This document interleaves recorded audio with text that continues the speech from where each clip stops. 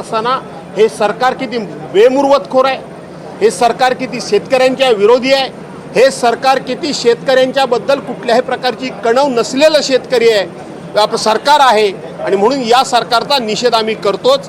माझे ज्येष्ठ सहकारी या संदर्भात बोलतीलच, पण आमची तुम्हाला देखील विनंती आहे की सरकार दिखाऊपणा करतंय, नाटकीपणा करतंय, पुतना मावशीचं प्रेम शेतकऱ्यांबद्दल व्यक्त करतंय, त्यांच्यावर तुम्ही विश्वास न ठेवता शेतकऱ्यांच्या बाजूने तुम्ही उभे राहावा अशी आमची विनंती आहे।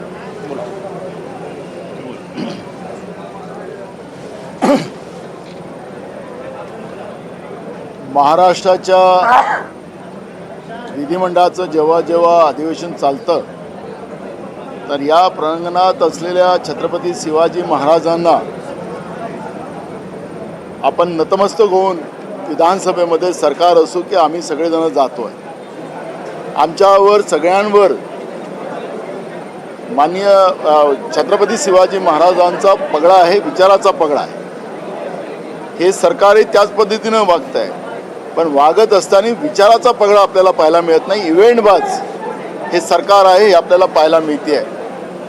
छत्रपती शिवाजी महाराज म्हणायचे की माझ्या शेतकऱ्यांच्या भाजीच्या देठालाही समजा नख लागला तरी तुमचा हात कलम करून टाकू, हे छत्रपती शिवाजी महाराजांचा विचार होता। पण गेल्या 3 महिन्यात महाराष्ट्रामध्ये हजारो शेतकऱ्यांनी आत्महत्या केली। सरकारला अजिबात चिंता नाही। यांचा मोदी यांचा बाप असेल, शेतकऱ्यांचा बाप नाही असं मी काल बोललो, ते 1000 वेळ बोले। हे म्हणतात की आम्ही 6000 रुपये देतो, मुद्दा हा 6000चा नाही। शेतकऱ्यांकडून गेल्या 2014 पासून हे किती पैसे वसूल करतात, डिझेलमध्ये असेल, पेट्रोलमध्ये असेल, कीटकनाशकात असेल, खतामध्ये असेल, बियाणामध्ये असेल, लाखो रुपये शेतकऱ्यांकडून GSTच्या माध्यमातून हे लुटतात आणि त्याच्या मोबदल्यात 6000 रुपये देतात। हे व्यापारी लोक आहेत, यांचा विचार व्यापारी आहे, हे सरकार म्हणून काम करत नाही।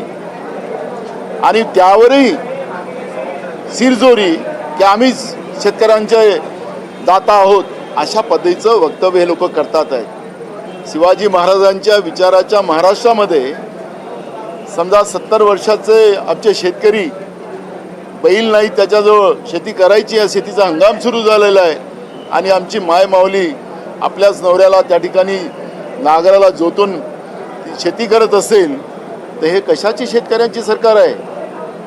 हे इव्हेंटबाज सरकार मूठभर व्यापाऱ्यांसाठी, मेगा इंजिनिअरिंगसाठी हजारो कोटी रुपये देण्यासाठी आहे।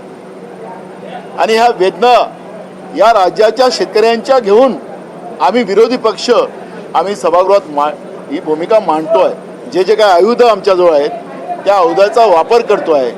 पण अध्यक्ष सुद्धा या सरकारला पाठीशी घालताना आपण पाहतो आहे।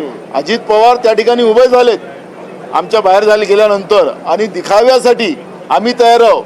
मग तयार आहे तर मग बोलायला काय तयार नाही तर सांगा ना अध्यक्षाला की राहू द्या, ते नियम घेऊन, हे शेतकऱ्यांचा इश्यू आहे, आम्ही बोलायला तयार आहोत, आम्हाला आज उत्तर द्यायचं आहे आणि शेतकऱ्याला न्याय द्यायचा आहे। पण तसं नाही, दिखाव्यासाठी अजित पवार त्या ठिकाणी बोललेत।